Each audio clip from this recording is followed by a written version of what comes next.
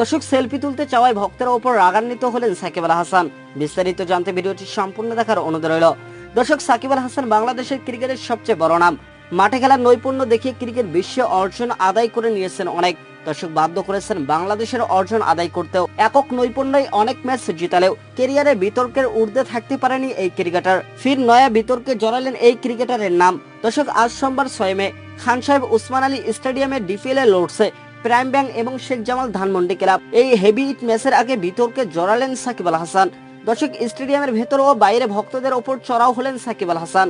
ঘটনাটি ম্যাচ শুরুর আগে। দর্শক, মাঠের ভেতর দেশসেরা দুই কোচ মোহাম্মদ সালাউদ্দিন এবং সোহেল ইসলামের সঙ্গে কথা বলতেছিলেন সাকিব আল হাসান। সে সময় এক ভক্ত হুট করে হাতে ফোন নিয়ে সাকিবের কাছে এগিয়ে যান সেলফির আবদার নিয়ে। বিষয়টি নজরে আসে সাকিব আল হাসানের।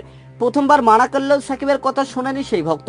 এ সময় বাধ্য হয়ে তার ওপর ক্ষুব্ধ হয়ে ওঠেন সাকিব আল হাসান। তীরে গিয়ে সেই ভক্তকে মারতে যান এই বাহাতি অলরাউন্ডার এবং শেষমেশ সেই ভক্তকে মাঠ থেকে বের করে দেন তিনি। বিষয়টি নজরে এড়ায়নি উপস্থিত গণমাধ্যম কর্মীদের।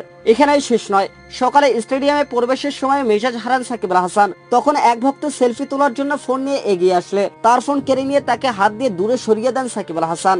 সব মিলে ম্যাচের আগে বেশ আগ্রাসী ভূমিকায় দেখা গেছে সাকিবকে। অবশ্য মাঠে ভক্তদের এমন অবাধ বিচরণে ক্রিকেটারদের নিরাপত্তা নিয়েও উঠেছে প্রশ্ন।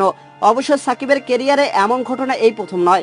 এর আগেও নানা সময় ভক্তদের ওপর মেজাজ হারিয়েছেন তিনি। দর্শক, 18 বছরের ক্যারিয়ারে বিতর্ক কখনো পিছুই ছাড়েনি সাকিব আল হাসানের। 2010 সালে প্রথমবারের মতো বিতর্কে জড়ান সাকিব আল হাসান। ভারতের বিপক্ষে সিরিজের চতুর্থ ম্যাচে ব্যাট করেছিলেন তিনি, কিন্তু সাইড স্ক্রিনের পাশে এক দর্শকের নড়াচড়া তার মনোযোগের বিঘ্ন ঘটালে হঠাৎ ক্রিজ ছেড়ে বাউন্ডারি লাইনে ছুটে যান সাকিব আল হাসান। ব্যাট উঁচে ওই দর্শককে হুমকিও দেন।